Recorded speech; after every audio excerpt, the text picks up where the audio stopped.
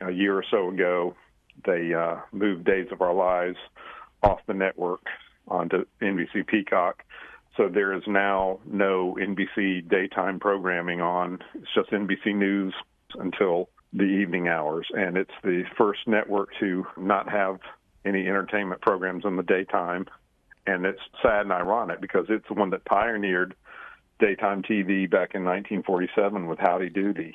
Welcome once again to the Talking Archive. We are in conversation with Wesley Hyatt, and last time he discussed how Chuck Woolery became the original host of Wheel of Fortune, as well as Susan Stafford getting hired to be the first hostess and letter turner. It's interesting you mentioned the original Jeopardy as far as just, the set was concerned, and that she wanted a new set to replace the pink and blue, which had not been altered at all.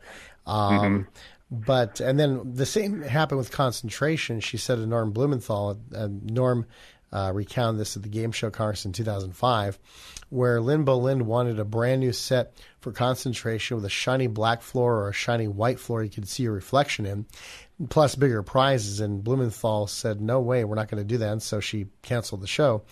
But what's interesting about that is that the Hollywood Squares by the early 70s, the tic-tac-toe board was nice and lit and fancy looking, but the backdrop where Pete and the contestants was pretty simple and plain. I'm surprised that she didn't make that same edict and same demand on Hollywood Squares.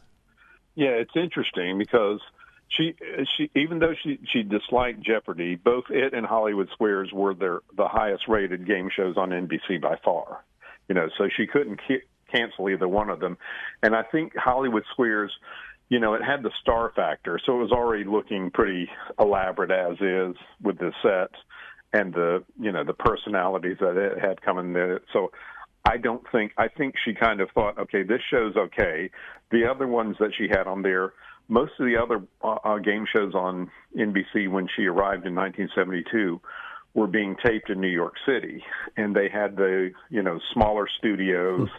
A lot of them were pretty much question and answer things, even the original Sale of the Century, and I think that drove her up a wall. She had a clear preference for, questions that were kind of out of the ordinary and a love for gambling elements as well. So I think as long as Hollywood Squares had the top ratings that it did, she wasn't going to mess with it there. Even though I got the impression from Peter Marshall he was not exactly wild about her either, So. Well, somebody had commented that Lynn Boleyn wanted her young studs, the guys wearing bell bombs and leisure suits. Alex Trebek fit that bill. Chuck Woolery fit that bill. And then when she was let go from NBC, she got a severance package plus a game show of her own deal called Stumpers, and they said she hired Alan Ludden, who was the antithesis of stud. Yeah, exactly. And it only lasted 13 weeks. And she never sold another game show after that. But she was still very well admired. Brian Franz told me he met with her when he became president of NBC daytime programming in '83, and he said she had a lot of good advice to tell him, and remained a good confidant. She was, she's the type of person that people pretty much either loved or hated. One of those type of things. To give her credit, when she left the network, she left NBC at number one in 1975, and then it just disintegrated. Her successor, Madeline Bloom David, lasted less than 2 years on the job. And basically when NBC hired Michael Brockman, he was like, they were expecting a miracle, like, well, so what are you going to do? What are you going to do to get us out of third place? And he's like, well, I'm just going to look at things first. I'm not going to make radical moves, and we're going to see how it goes. And then make things going. And then that approach got messed up by, Fred Silverman. And when Fred Silverman was there, I looked it over again. Every 13 weeks, there was some new show was being canceled or added or moved. It was just constantly chaotic during this time there. And that's just no way you're going to, build an audience, regularly. It makes you wonder, what would have happened had Boleyn stayed at NBC? would it have charted a different course to more success? Because NBC back in the late '60s kind of screwed themselves with. Letting Let's Make a Deal go to ABC. That was a really boneheaded move because they just wouldn't give Monty enough money. And ABC offered carte blanche, although Bob Eubanks was grateful for that because he says, with Monty coming over to ABC with Let's Make a Deal, I could finally afford that ranch that I bought. And they still lives on. And then the other two bad decisions they made was the cancellation of the original Match Game and also You Don't Say, which Tom Kennedy said, after it got canceled, the book came out, and it had the highest ratings ever in the history of the show. So rather than just saying, well, we made a mistake, we're going to bring it back on, they decided to go in a completely different direction. Yeah. It took the predecessor for Lynn Boland there, it took him over a year to get NBC back into even second place after they got rid of Let's Make a Deal, went over to ABC in part because ABC also shortened its broadcast day, so it had a higher average. Obviously, if it, NBC would be running about 6 or 7 hours, and ABC would run only about like 5 hours of daytime TV. So that helped it with the average there. But by the time Lynn came there, NBC was very competitive with CBS. And she was definitely, her mark was to try and do shows. She was the one who was giving a lot of the shows hour-long episodes, game shows and variety and soap operas. I didn't know it till I researched it, but she gave the Doctors, the NBC show that was half-hour, the longest-running half-hour soap on the show. She gave them an hour-long show to try and see what it was like there, but apparently the ratings or the results didn't impress her, so she didn't make it an hour-long one. She did make Another World the first hour-long soap opera, and that was a big hit when they did that. But I really think, though, I think she probably left in late 1975 because I think she was worried of two things. CBS had had started airing on the family reruns in the afternoon. And that became a big hit for them, and that was going to hit into her late afternoon crowd, along with what she was never able to get a good hit off against the revised Match Game then either. And then ABC, they had Fred Silverman had moved over there, and she knew he was going to be hands-on and doing what he could to bring that network out of third place. And in fact, it was, even though Michael Brockman, I counted there, Fred Silverman did his best to try and screw up Family Feud. Family Feud became a hit despite Fred Silverman. He had an objection. He didn't like the fact that if you had 3 strikes, the other family could come up with an answer and then win the money. He said, that's just a steal off an old children's game. It's not fair and everything. And Mark Goodson said, okay, gentlemen, I've heard enough. We're leaving. You're either going to take this show or not, and I'll take it somewhere else. So, and then it became a big hit, and it was mainly because of Michael Brockman having faith in it. He saw the earlier version as part of an end game, and told them to expand that out into the main game, and that became the big hit for him. So, there's a lot of inside baseball stuff, I guess you could say, in the book where I talk about the various things the networks went on. And I cover up, I do the sad part, but I had to do it to it. I had to come to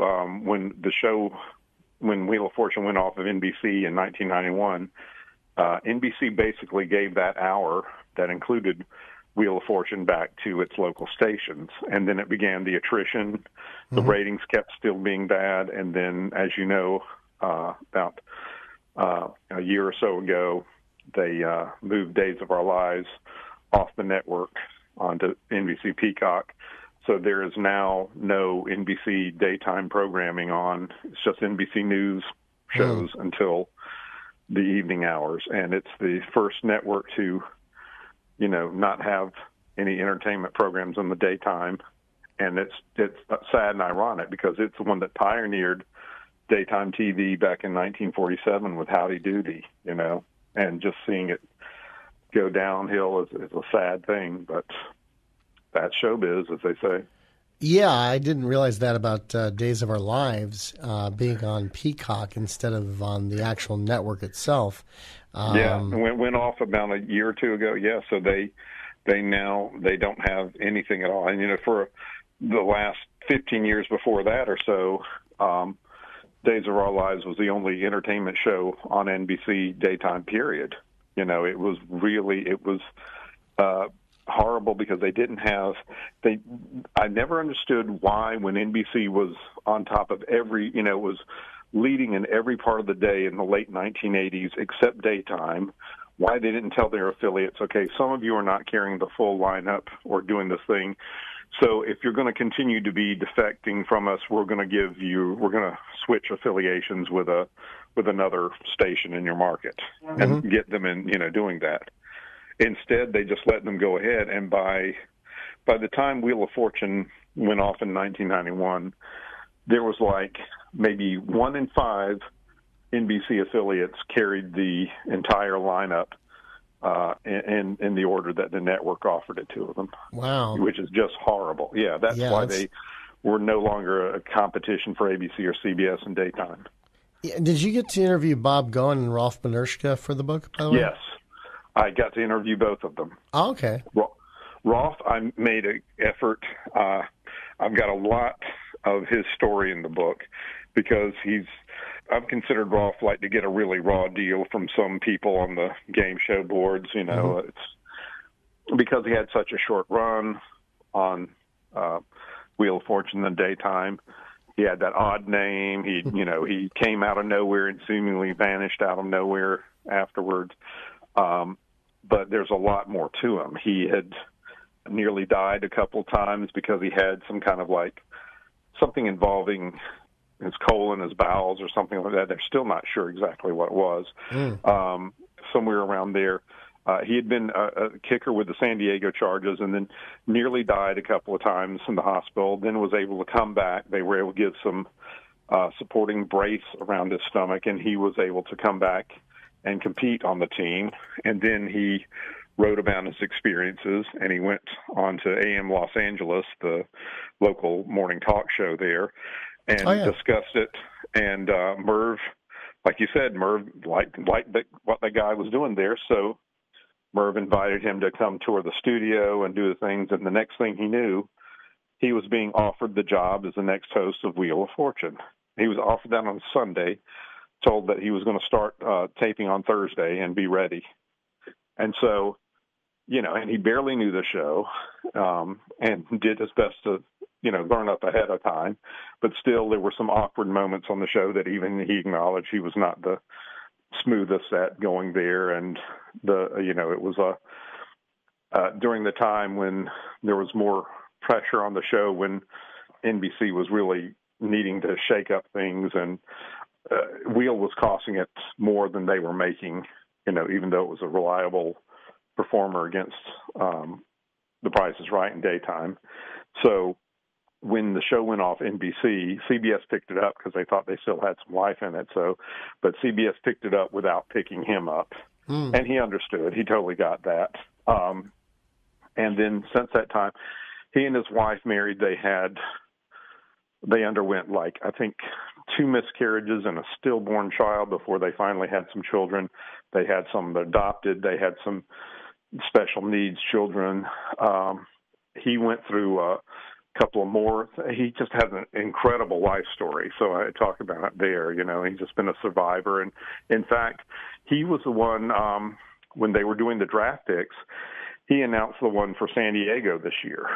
Wow. Interesting to see. Yeah, I was surprised to see that. So, yeah, so he's still doing a lot of charitable work. And then Bob Goen was great. Bob told me his whole story and how he got there and auditioned for the show and his rise to fame. And he's still doing the Price is Right. Well, he's done Price is Right live, Price is Right live, and also Wheel of Fortune live touring shows a couple of times. Wow. Otherwise, he considers himself semi-retired, and he likes doing golfing. He was really good, but he was shocked there. What hurt him on CBS and the show at the end, by CBS agreed to put it on the network, but they reduced the prize budget in the process, and they were giving away small cars, or you can win $5,000 in cash. And they're like, even in the late 1980s, that's not too impressive. No, especially since the nighttime had $25,000 cash. I'm like, dude, it's 1/5 the amount. Plus, they had the $50 space, the $75 space. I'm like, really? The original show didn't have that in 1975. What the heck is this about? It was so bad enough they had to reduce the amount of vowels. Vowels were now worth $200 rather than $250 because they figured if you did that, you wouldn't have any winnings, and they probably were right. That's how bad it was, and they had them do these, stupid little home viewer contests to try and interest things, and they were more gimmicky, and so they returned to NBC in 1990 because CBS put on the Barbara DeAngelis show. Oh yeah, thinking that was during the talk show quiz, and so Lucy Johnson said there was a lot of pressure from affiliates. We need a talk show on the thing, and of course that one bombed horribly. So that was one of the few shows she had that lasted only 13 weeks, in fact. So she wasn't thrilled with that. But when it came on NBC, NBC affiliates started, not carrying the show, and that hurt it a lot there too. And also, the woman who was in charge of NBC daytime who got it over there, she left after a few months. I think she was might have been sick because I think she died of cancer a year later. So, and the replacement was John Miller, a guy who'd done a lot on NBC but never daytime. He was there for only a year and left because he wanted to leave. And they had some other people come through, and nobody really liked it. It's like, I think Michael Brockman or someone else said, there are very few people in charge or really, really wanted to work in daytime TV. Some of them just thought they were above it, didn't have any interest in the shows, So, the ones, there was only a handful of ones that really did last there long, because they liked the farm and could understand what's needed for soap operas and game shows, and he was one of them. We're talking with Wesley Hyatt, author of the brand new book, I'd Like to Buy a Vowel, Spinning 50 Years of Wheel of Fortune. And if you want to pick it up, just go to Amazon.com, Barnes & Noble, also your local mom and pop bookstore. Check out the website that it comes from. It's from Bear Manor Media Publishing at BEARMANOR, bearmanormedia.com. And next time we discuss more about daytime programming on the networks and how they've forgotten about a very important rule.